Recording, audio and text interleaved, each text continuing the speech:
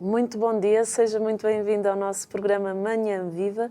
Como é bom estar na sua companhia e poder entrar todas as manhãs na sua casa.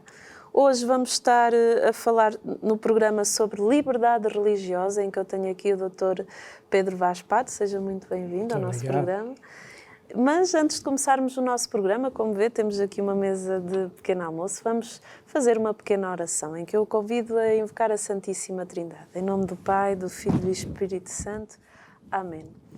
E entregando a Nossa Senhora os nossos alimentos para que ela também os possa abençoar, entregando todos aqueles que não têm o que comer, para que ela venha em auxílio, também entregar as suas necessidades ao Imaculado Coração de Maria, para que ela seja sempre o seu refúgio. Rezemos todos juntos. Ave Maria, cheia de graça, o Senhor é convosco.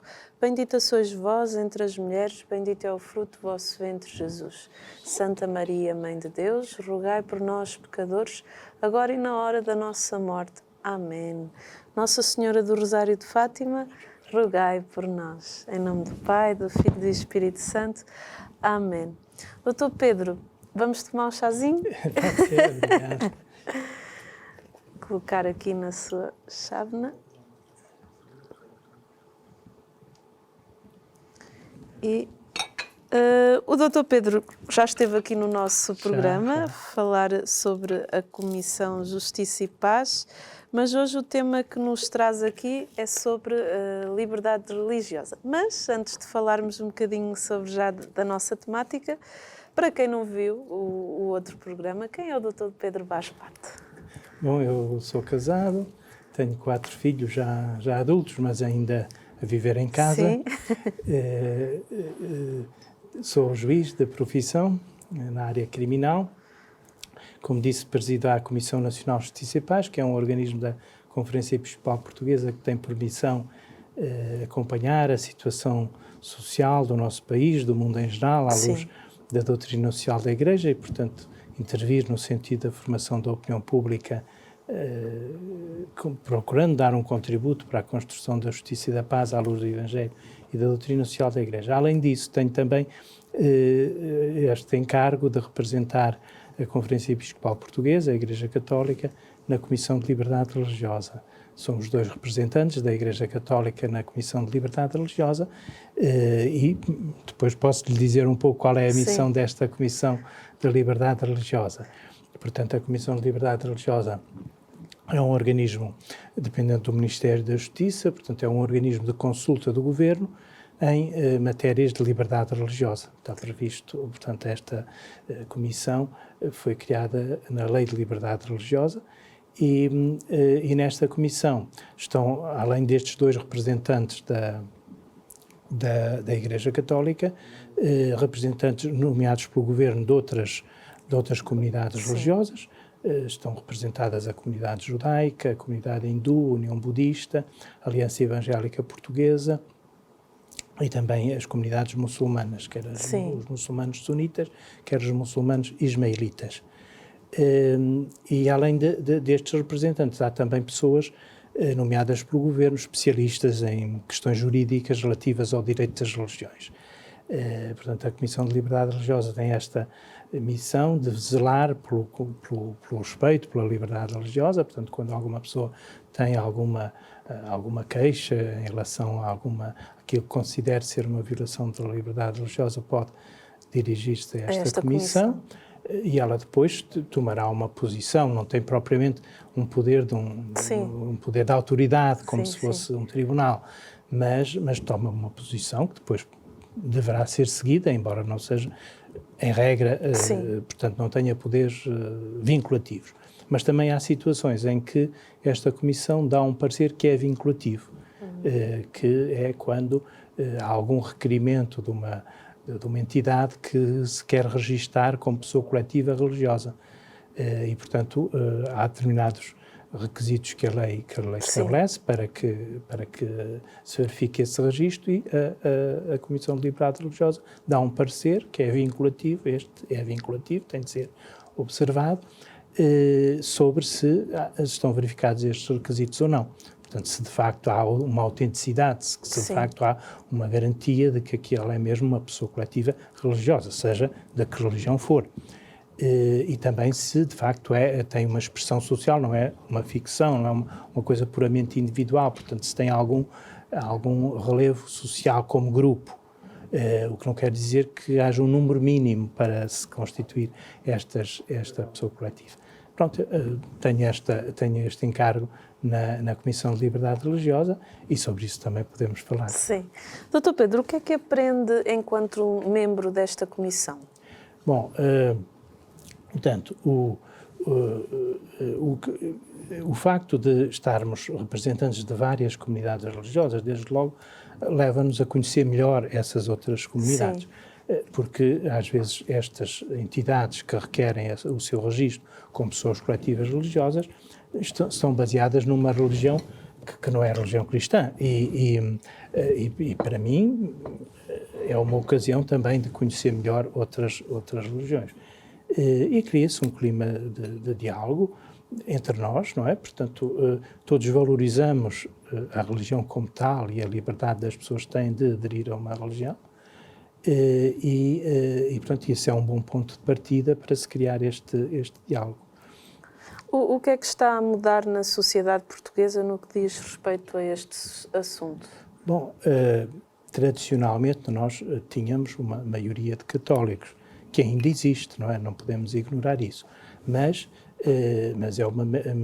cada vez mais há pessoas de outras religiões ou de outras confissões cristãs.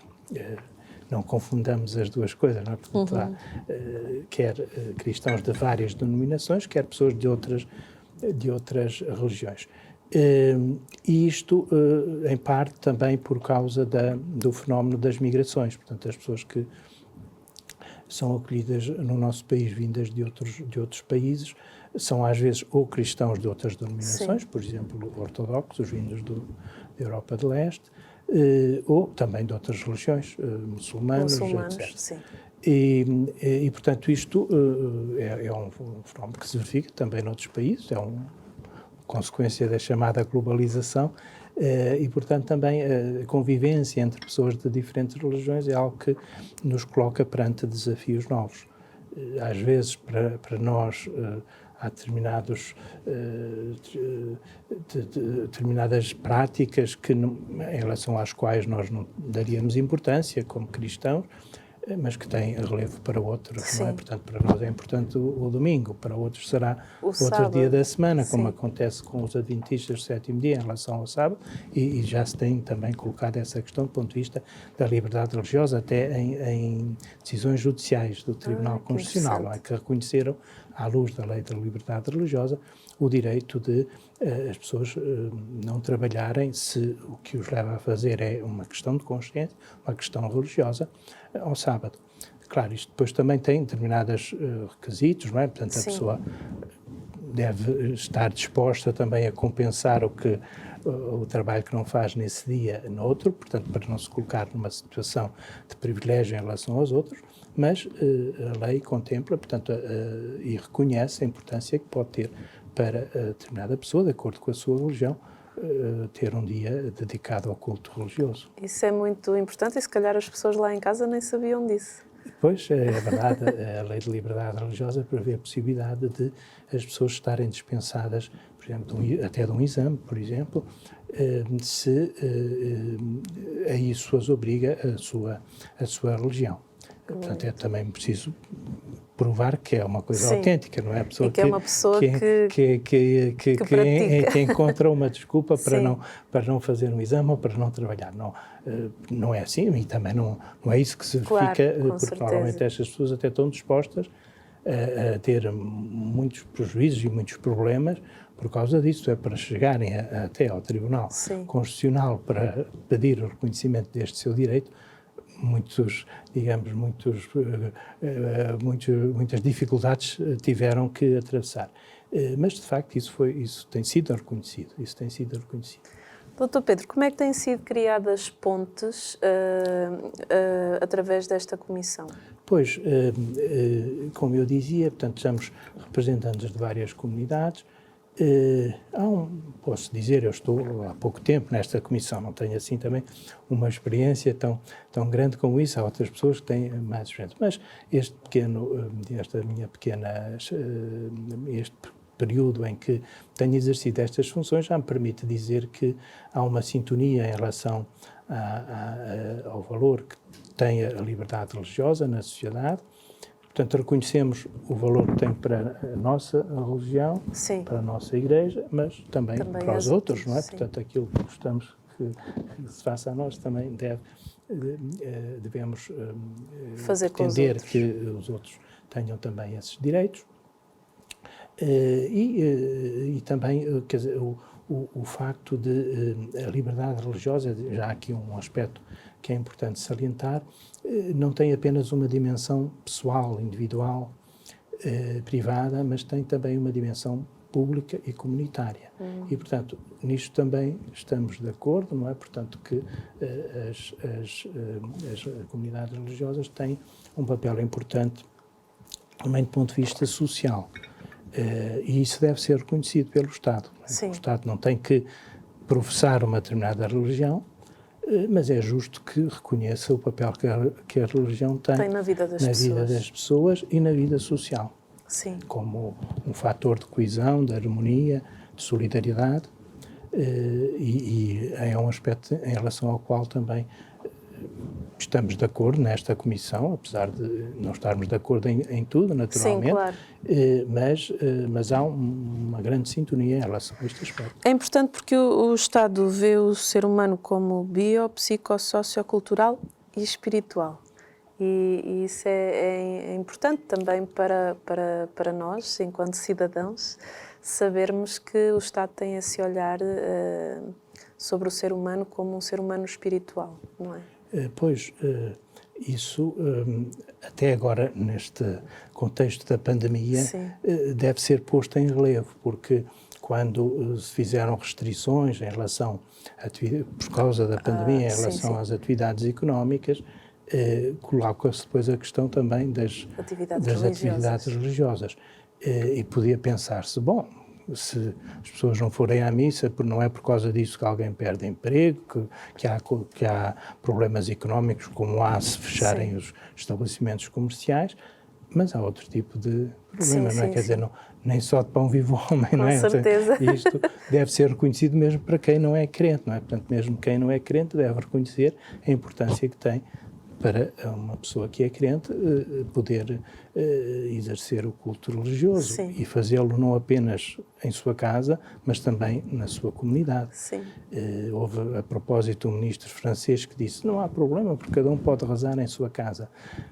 Mas isto é ignorar essa tal dimensão comunitária e pública da liberdade religiosa, Exatamente. Que é reconhecida em todas as declarações, da Declaração Universal dos Direitos do Homem, Convenção Europeia dos Direitos do Homem, na Constituição Portuguesa, é reconhecida essa importância. Portanto, no quadro dos direitos fundamentais, dos direitos humanos, a liberdade religiosa tem um papel importante, porque para muitas pessoas é aquilo que, digamos, é o que tem de mais precioso, não é? Quer dizer, é o que dá sentido às suas vidas. Sim. É também aquilo que lhes dá força também para enfrentar as dificuldades, é aquela motivação que os leva também a abrir-se aos outros. Sim. E, portanto, tudo isto dá um peso especial à liberdade religiosa. Eu costumo dizer que, a seguir ao direito à vida, é o direito à liberdade de consciência e de religião. Não é? Portanto, também para os não crentes, há uma liberdade de consciência que há que ser respeitada. E portanto, isto vinha a propósito, já não sei de quê, portanto, da importância que tem a dimensão espiritual e que deve ser reconhecida também pelo Estado. Sim, o que eu estava a dizer é que o Estado vê essa particularidade e para nós, seres humanos, é muito importante. Sim. E também eu falava destas questões que têm a ver também com a liberdade religiosa, que em alguns países até foram e ainda são motivo de conflito, o facto de não ter sido reconhecida devidamente a importância da dimensão religiosa quando se estabeleceram as restrições próprias da pandemia. Nós cá em Portugal também tivemos um período em que não havia a possibilidade de celebrações, de atos de culto, mas foi um período, em relação a outros países, um período tão curto. Longo, sim.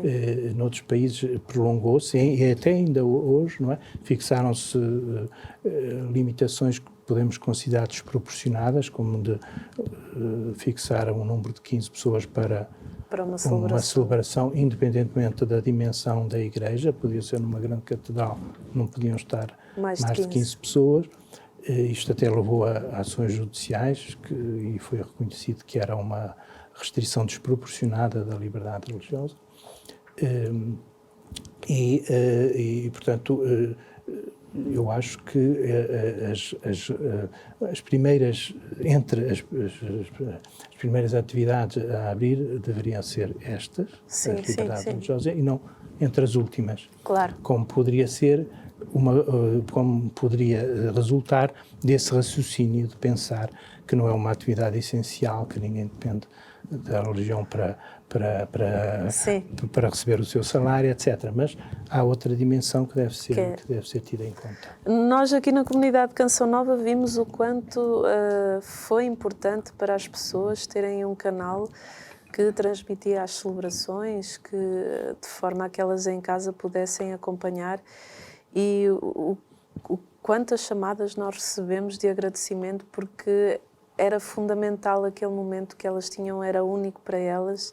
E depois, quando o nosso governo abriu para que as pessoas pudessem voltar às igrejas para a celebração dos cultos religiosos, quantas pessoas ficaram aliviadas. E isso foi... Até eu fiquei muito aliviada a primeira vez que eu pude ir ali à Santíssima Trindade participar da Eucaristia. Eu assim agradeci tanto a Deus, porque realmente é algo que, assim como nós comemos, como nós dormimos, faz parte da nossa vida, e pelo menos eu não consigo viver sem. E acredito que as pessoas em casa também tenham esse sentimento, não é? Sim, está a ver a importância que tem a liberdade religiosa. Exatamente. E não é por acaso que a Constituição Portuguesa, entre aqueles direitos que não podem ser restringidos, mesmo em estado de emergência, inclui a liberdade de consciência e de religião. É até mais do que as atividades políticas. Também se falou muito que não se pode restringir as atividades políticas, mesmo em estado de emergência, e isso é verdade, mas com base na lei do estado de emergência, não com base na Constituição. A Constituição diz que, entre os poucos direitos não pode ser restringido, mesmo em estado de emergência, está a liberdade religiosa. Que interessante. O diálogo e defesa dos direitos são realidades interligadas? Sim, podemos dizer que o pressuposto do diálogo interreligioso é o respeito pela liberdade religiosa. Quer dizer, não teria sentido nós estabelecermos um diálogo autêntico, verdadeiro, com outra religião, se não respeitássemos a liberdade de exercer essa religião. Portanto, podemos dizer que é um primeiro passo. O respeito recíproco da liberdade religiosa é um primeiro passo para o diálogo interreligioso. Qual é o empenho que as comunidades devem ter na defesa desses direitos? Em primeiro lugar, portanto, por um lado, exercer os seus próprios direitos, não é? Portanto, nós devemos ter essa consciência, ter a consciência de que nós, mesmo que cá em Portugal não haja situação de perseguição aos cristãos, já haja liberdade religiosa, não devemos esquecer o que se passa noutras partes do mundo. Sim. E também já aqui devem ter falado dos relatórios que são normalmente apresentados pela Fundação Ajuda à Igreja que Sofre, que está a conhecer o estado da liberdade religiosa, quer na perspectiva às vezes na perspectiva dos cristãos especificamente, outras vezes numa perspectiva mais ampla. Há muitos países, um número muito significativo de países, em que há perseguição aos cristãos. Portanto, devemos ter isso presente também, essa dimensão internacional, universal. E não esquecer esse aspecto, quer dizer, que devemos respeitar a liberdade religiosa, quer quando somos minoria, e nestes países em que os cristãos são perseguidos, muitas vezes são minoria, nós não estamos habituados a isso, porque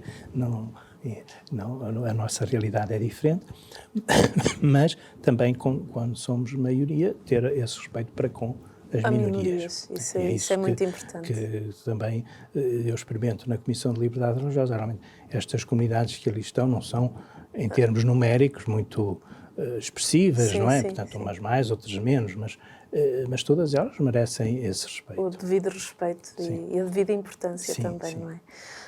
Ao longo das últimas décadas, o mundo tem evoluído e, por isso, também a sociedade está mais compreensiva, com uma maior tolerância. Passaram 20 anos da Lei da Liberdade Religiosa. O que mudou, o que ainda é preciso fazer e o que promoveu e o que contribuiu para a lei? Bom, talvez seja importante esclarecer um pouco como é que nasceu esta Lei da Liberdade Religiosa. Foi há 20 anos. Até essa altura já vigorava em relação à Igreja Católica a Concordata. A Concordata é um acordo internacional entre o Estado português e a Santa Sé. A Santa Sé é um sujeito de direito internacional, portanto pode estabelecer acordos com os Estados, que podem ter o nome de concordato ou não, normalmente. Portanto, em relação a Portugal, é a concordata. E, além disso, também tem relações diplomáticas, há representantes diplomáticos em vários países. A Santa Sé é dos sujeitos de direito internacional que tem mais relações diplomáticas em todo o mundo. Em Portugal havia e ainda existe, não é, a concordata, que assegurava em relação aos católicos alguns direitos de liberdade religiosa. Também incluindo aqui a presença o ensino da moral e religião católicas nas escolas, a questão dos feriados religiosos, o casamento católico, esses aspectos. E havia quem contestasse a concordata dizendo que era um privilégio para a Igreja Católica. E então, perante isso, havia quem dissesse, então temos de acabar com a concordata. Não foi essa a opção que foi feita, a opção foi de, através desta Lei de Liberdade Religiosa, estabelecer estas garantias que havia em relação aos católicos, estendê-las às outras comunidades religiosas. Sim. Com as devidas adaptações, não é? É claro que, não havendo, portanto, temos que também considerar a nossa realidade cultural e sociológica em relação aos feriados, por exemplo, não é? Quer dizer, é natural que cá em Portugal, por uma questão de respeito pela cultura portuguesa, o Natal e a Páscoa tenham um relevo especial. Exatamente. Em relação a outras comunidades, há aquele aspecto que eu disse, portanto, também a Lei de Liberdade Religiosa vem estabelecer que, em determinadas circunstâncias, também se pode invocar os deveres que outras religiões consideram em relação à dispensa de trabalho em determinados dias. Outro aspecto, por exemplo, a questão do casamento. A concordata estabelece que as pessoas podem celebrar o seu casamento na Igreja Católica e ele depois tem efeitos civis. Sim. A Lei de Liberdade Religiosa veio dar a possibilidade de também celebrar casamentos de acordo com ritos de outras religiões, também com efeitos civis. Não é exatamente a mesma coisa, porque em relação aos casamentos católicos, a concordata reconhece também a competência dos tribunais eclesiásticos para a declaração de nulidade dos casamentos católicos. Não existe algo semelhante noutras religiões, não há tribunais eclesiásticos, direito canónico como há em relação ao casamento católico, mas em relação à forma de celebração, ao rito de celebração, pode-se fazer através portanto, ao abrigo desta Lei de Liberdade Religiosa. Assim também, em relação ao ensino nas escolas, portanto, também outras confissões podem ter este ensino, desde que haja um número mínimo de pessoas, o que às vezes é difícil. É difícil. Mas o direito existe e há este princípio que deve ser respeitado. E, portanto, depois a Lei de Liberdade Religiosa também veio consagrar a possibilidade de tempos de emissão na televisão pública, estabelecendo também aqui um critério de representatividade social, não é? Portanto, para determinados efeitos como este, é justo que não se estabeleça, portanto, um tempo de antena para todas as comunidades, independentemente da sua representatividade. E então, são 2 terços para a Igreja Católica e 1 terço para as outras comunidades. Refletido um pouco embora até nem é muito rigoroso, mas um pouco refletindo aquilo que é a representatividade social das várias confissões religiosas. E, portanto, a Lei de Liberdade Religiosa veio estabelecer este princípio, portanto, um princípio de igualdade, que nem sempre é, por vezes há este tratamento diferenciado, porque igualdade é respeitar, é tratar igual o que é igual e diferente o que é diferente, neste aspecto da representatividade social, mas sem negar a liberdade religiosa de qualquer confissão religiosa. E foi desde estes 20 anos, tem havido uma boa convivência, foram celebrados estes 20 anos, houve uma cerimónia na Fundação Gulbenkian em que se falou desta lei e também do diálogo interreligioso, associaram-se as duas realidades, também porque, por decisão da Assembleia da República, no dia em que foi promulgada esta lei, que é 22 de junho, celebra-se o Dia da Liberdade Religiosa e do Diálogo Interreligioso. Portanto, todos os anos, no dia 22 de junho, celebra-se oficialmente, portanto, no Estado português, o Dia da Liberdade Religiosa e do Diálogo Interreligioso. Dr. Pedro Vaz Pato, este tema é muito interessante, eu pessoalmente gosto muito e acredito que em casa deva estar até surpreso com algumas coisas que o doutor tem revelado aqui, que se calhar nem sabia. Por isso, a nossa primeira parte já chegou ao fim, nós vamos continuar aqui a tomar o nosso chazinho e encontramos-nos na segunda parte. Até já!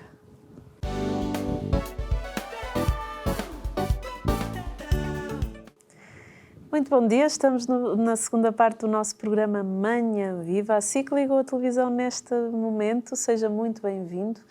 E estamos a falar sobre liberdade religiosa, um tema muito bonito, no qual nós temos muito que aprender. E para nos falar sobre esta temática, temos aqui o Dr. Pedro Vaz Pato.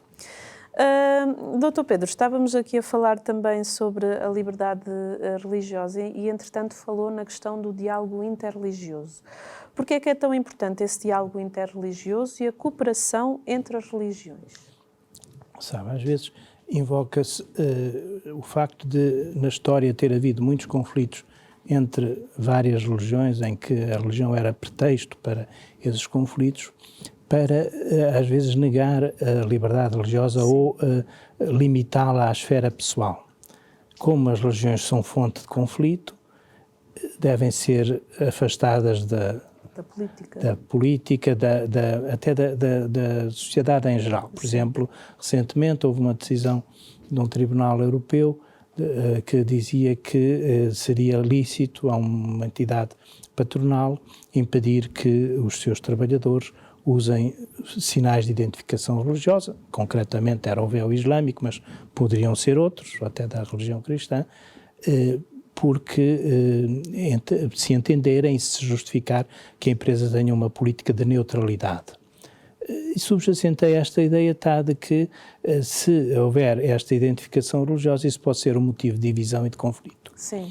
Ora, o diálogo interreligioso é precisamente dar um testemunho que é o contrário, não é? Que o facto de haver várias religiões, e é um fenómeno incontornável na sociedade de hoje, que haja convivência entre pessoas de várias religiões, elas não têm que guardar isso para a sua esfera privada para evitar que haja conflitos. Pelo contrário, o facto de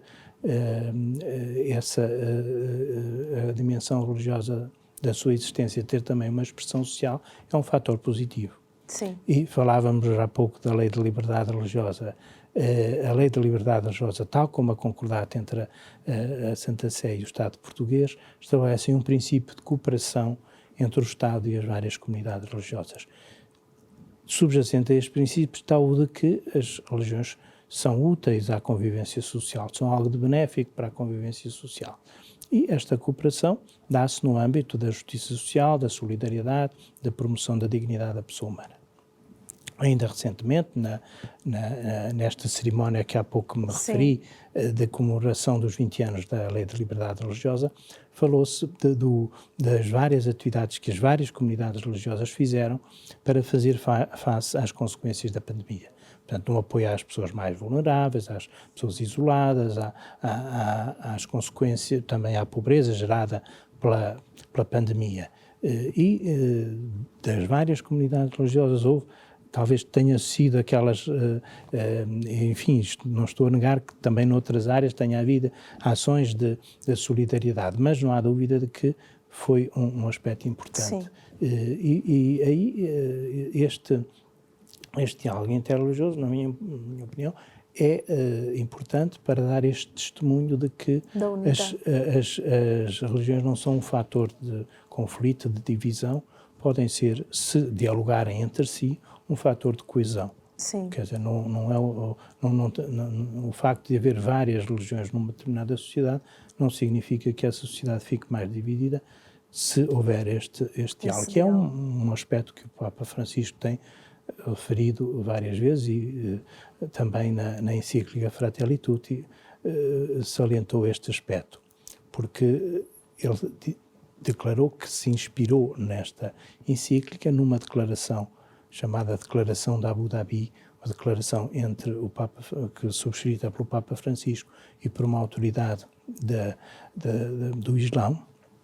Não será um Papa, não há um Papa no Islão, mas é uma autoridade importante em que se estabelecem uma série de princípios comuns e entre eles precisamente esses, de que se as religiões forem bem entendidas, não forem manipuladas, instrumentalizadas em função de outros interesses, que é o que muitas vezes acontece e aconteceu ao longo da história, que a instrumentalização da religião em função de interesses políticos.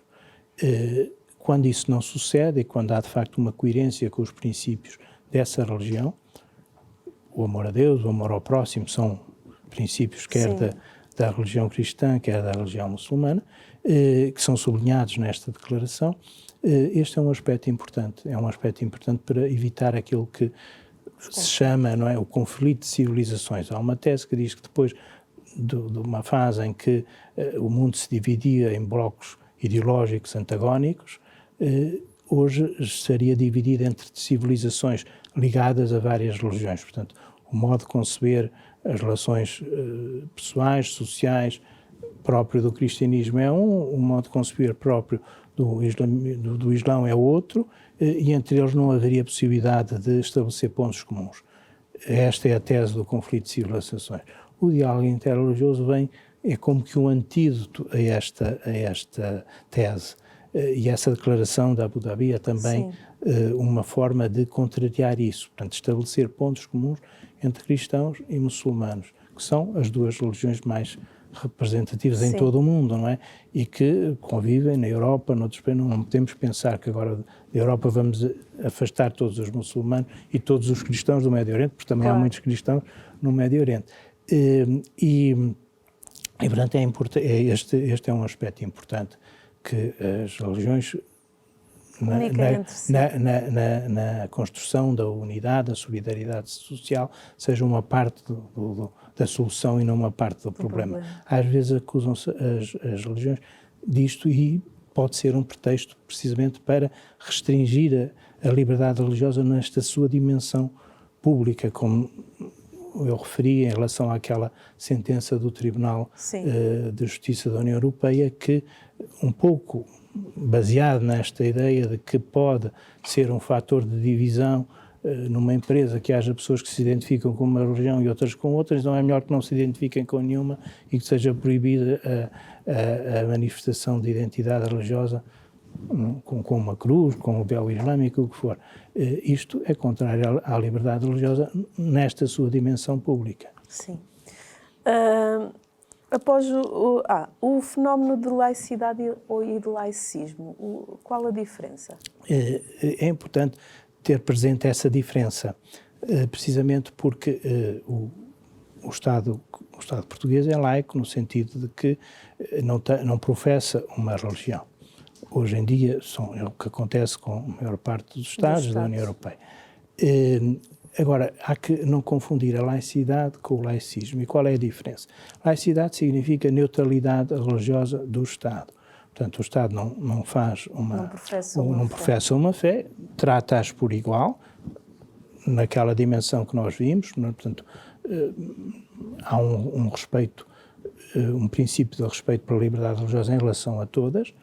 Pode haver diferenças de tratamento se elas tiverem uma diferente expressão social e se justificar essa diferença de tratamento, não é uma forma arbitrária, mas o Estado também não é hostil à religião. Sim.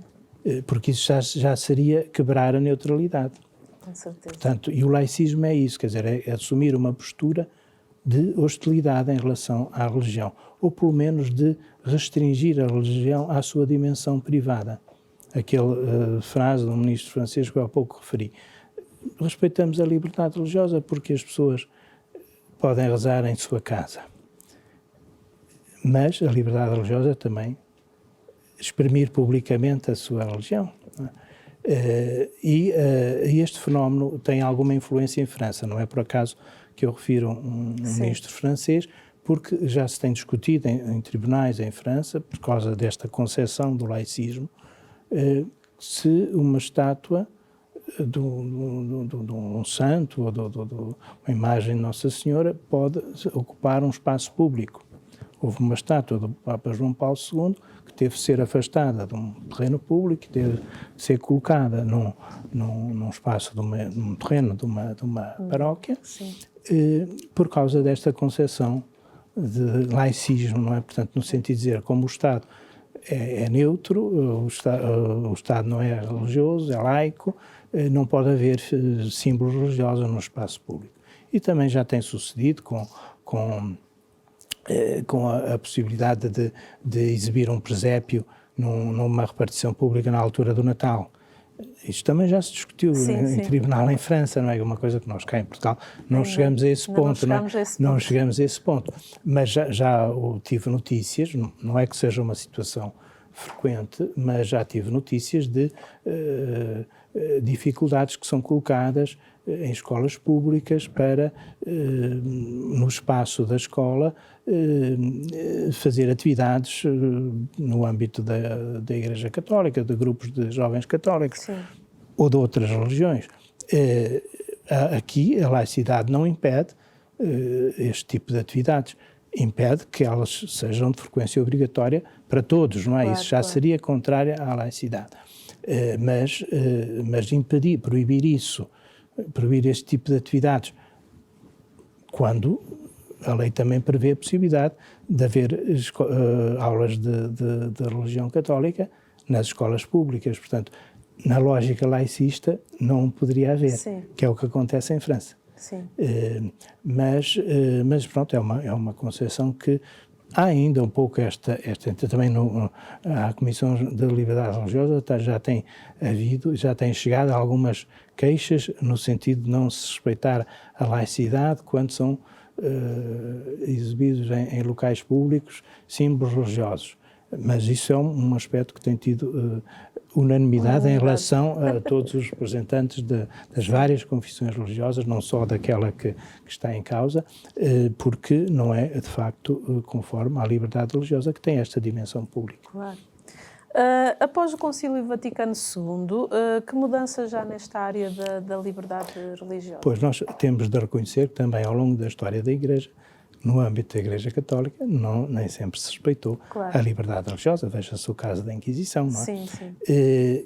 Mas o Concílio Vaticano II tem uma declaração sobre a liberdade religiosa que podemos dizer que é hoje a base daquilo que são os princípios da doutrina da Igreja em relação à liberdade religiosa. O Papa Bento XVI salientou que isto é uma inovação, podemos dizer, mas que não é propriamente uma ruptura. Assim, aparentemente isto poderia ser uma ruptura com outras declarações da Igreja ao longo da história. Mas diz o Papa Bento XVI que se trata de uma continuidade a um nível mais profundo, no sentido de que esta declaração vem corresponder mais fielmente àquilo que é a revelação cristã, aquilo que é o Evangelho. Porque se a revelação cristã é de um Deus que é amor, a resposta que ele pede da nossa parte é uma resposta de amor, e o amor tem de ser livre, não é? Não teria qualquer sentido uma resposta à revelação cristã que não fosse baseada numa decisão livre. E, no fundo, isto também sempre foi reconhecido, assim, em termos de princípio, só que depois as consequências nem sempre foram conformes a este princípio. Também porque, quando se começou a falar em liberdade religiosa, associava-se um pouco a esta ideia de liberdade religiosa a uma ideia de relativismo, quer dizer, no sentido de que todas as religiões são iguais, digamos, são igualmente verdadeiras, ou é tudo uma questão subjetiva, de escolha pessoal, como se não houvesse uma verdade objetiva. Portanto, a pessoa, na concepção cristã, há uma verdade, não é? Jesus é a verdade.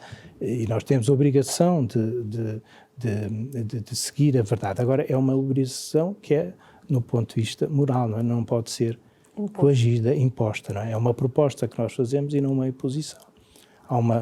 Nesta declaração sobre a liberdade religiosa do Concílio Vaticano II, há uma frase que eu gosto muito de repetir, que é esta, penso não ser fiel. A verdade não se impõe, a força da verdade vem de si própria, não é? Portanto, impõe-se pela sua própria força, que penetra nos espíritos de um modo ao mesmo tempo forte e suave.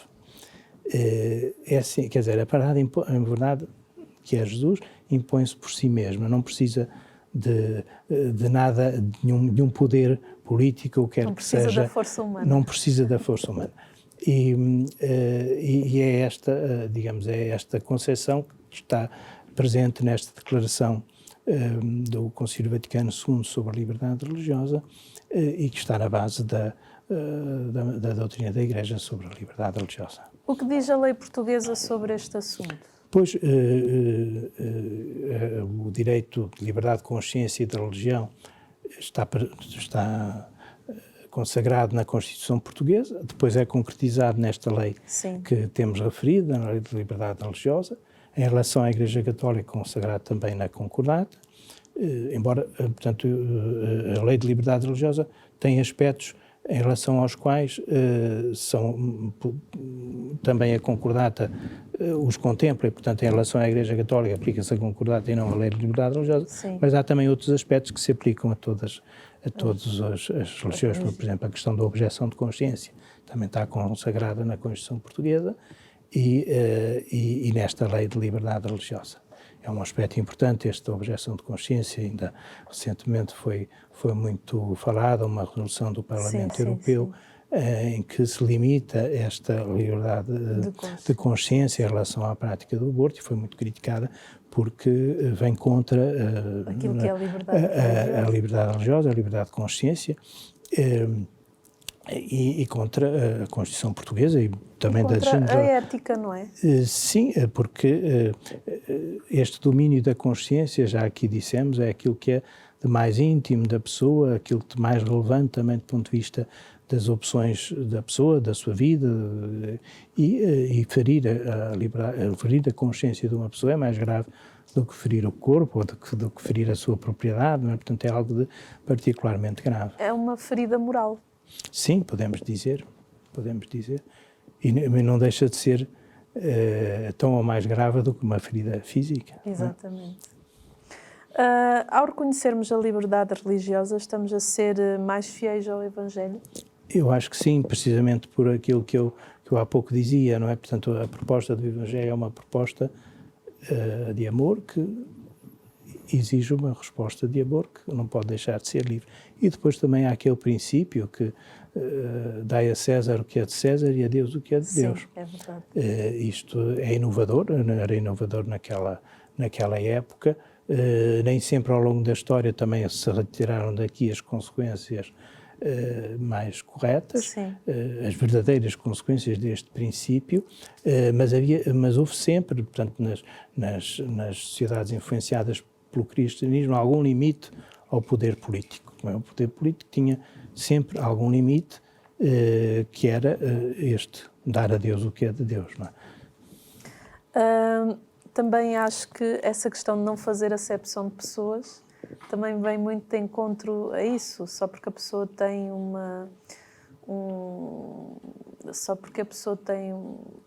só porque a religião da pessoa é diferente, não é por isso que eu vou colocar à parte, não é por isso que eu vou faltar-lhe com respeito. Aí vem a questão de que aquilo que o Evangelho nos diz de não fazer acepção de pessoas. Exato, não é verdade? E também o Jesus é assim, não é? Portanto, amava por igual justos e pecadores e, portanto, não, é isso que nos é pedido também como cristãos, não julgar, não é? Portanto, saber se a pessoa está em boa fé ou não está em boa fé, ao fazer uma opção diferente da nossa, distinguir o erro e a pessoa que erra também é importante.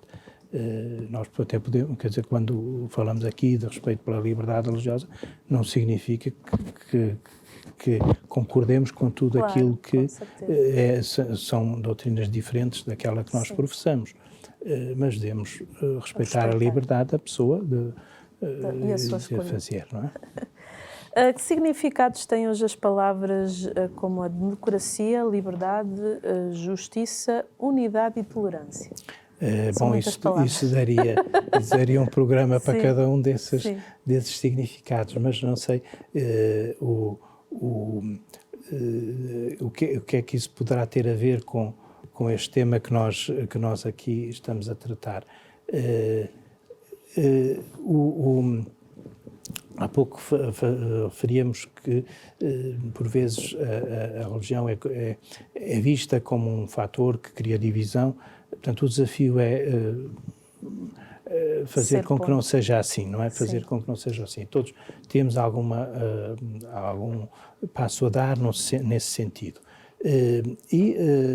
Se estes valores, estes princípios que aqui se referiam, portanto, da democracia, da unidade, da fraternidade, podem ser, precisamente, ganhar uma substância diferente se nós, em relação aos direitos humanos, por exemplo, se virmos, à luz da religião cristã, a pessoa como criada à imagem e semelhança de Deus, isto dá uma força especial a todos os direitos humanos, não é? Portanto, e se a democracia é baseada num princípio de dignidade da pessoa humana, também, se nós virmos, de facto, que a pessoa humana não é, portanto, tem uma dignidade especial porque é amada por Deus como pessoa única, não é? Portanto, Deus, através do seu Filho, deu a vida por cada um dos membros da espécie humana. Portanto, isto dá uma outra força ao valor da pessoa humana e ao valor da democracia, na medida em que ela se baseia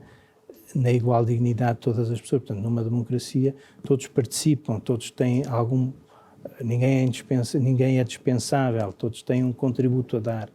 E isso, se nós lhe dermos este fundamento, que para nós vem da fé cristã, ganha um outro sentido. Agora é preciso ser coerente com ele, não é? Portanto, e saber retirar daqui as consequências. Nem sempre é claro quais são as consequências que derivam destes princípios, que são os princípios da doutrina social da Igreja, na construção da democracia. Mas devemos fazer um esforço para fazer esta reflexão, um esforço de diálogo entre nós e também com quem não professa este fundamento, quem não partilha deste fundamento, mas que em relação ao qual nós podemos também encontrar pontos comuns quanto a estas consequências. E o Papa Francisco, ele tem sido um homem que, apesar das suas palavras e daquilo que ele escreve, ele tem colocado muito em prática esse diálogo interreligioso e que tem defendido também muito essa questão da liberdade religiosa,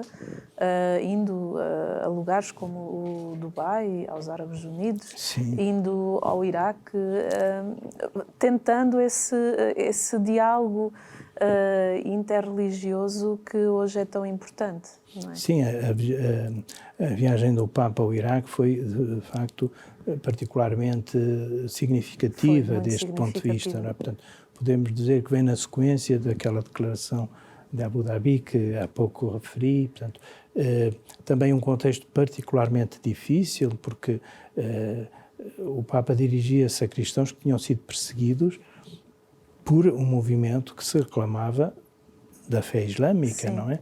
E, portanto, a ideia de ressentimento para com os muçulmanos era uma tentação compreensível. Mas este esforço do Papa e também de outros muçulmanos com quem o Papa Sim. se encontrou foi no sentido de dizer que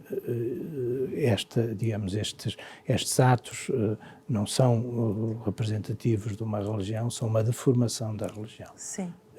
Isto é reafirmado na encíclica Fratelli Tutti, é reafirmado nesta declaração de Abu Dhabi, que a religião, se for bem compreendida, não pode justificar a violência. Com certeza. E foi isso que o Papa afirmou no Iraque, afirmou por palavras e também por gestos, não é? E, de facto, num contexto em que seria muito, e continua a ser, não é? Portanto, as feridas causadas pela perseguição que sofreram os cristãos e outras minorias, os yazidis, estas feridas, para serem saradas, não é fácil, não é fácil.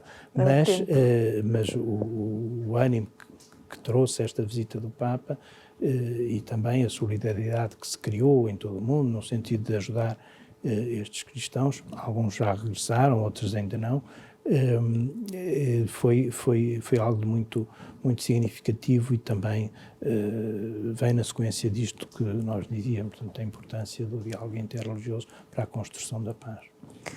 Dr. Pedro, o nosso programa chegou ao fim, o nosso bem-aja, pela sua presença, que é sempre tão boa aqui na nossa casa. Eu é que agradeço, é sempre para mim um prazer vir aqui. E que nós possamos fazer a nossa parte, assim como o Santo Padre Papa Francisco tem feito e muito bem, esse diálogo interreligioso, que nós possamos fazê-lo, gerando assim essa unidade, essa harmonia, essa paz, porque o mundo precisa de paz e nós precisamos ser esses primeiros construtores da paz. Até ao próximo programa, se Deus quiser, continue a ver a nossa programação e pode ver este programa também no YouTube.